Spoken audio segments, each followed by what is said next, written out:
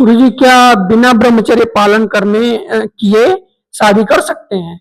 और यदि करना है तो कितना समय तक, कम से कम कितना जरूर होना चाहिए तभी शादी करें?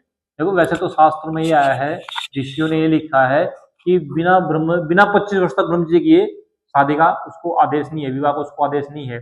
और एक वेद का पठन होना चाहिए, तभी वो गृहस्थ जीवन में प्रवेश कर सकता है। यदि एक वेद का पठन नहीं है, ब्रह्मचर्य उसने पालन नहीं किया है, तो उसको गृहस्थ जीवन में जाने का बिल्कुल भी आदेश नहीं है। क्योंकि वो गृहस्थ जीवन में जाकर क्या करेगा?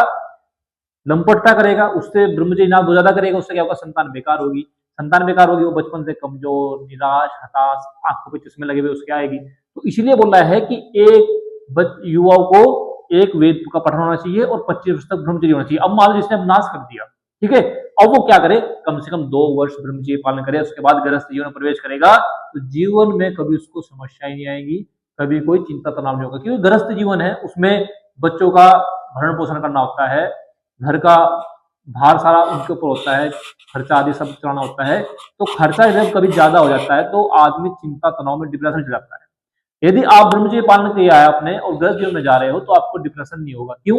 क्योंकि आप रोज ईश्वर की उपासना करते हो। ईश्वर की उपासना करने वालों को डिप्रेशन 1% नहीं आता है, ध्यान करने वालों को डिप्रेशन आता नहीं है, तुरंत चिंता तनाव भाग जाती है। तो इसलिए 2 वर्ष कम से कम करें, कम से कम 2 वर्ष।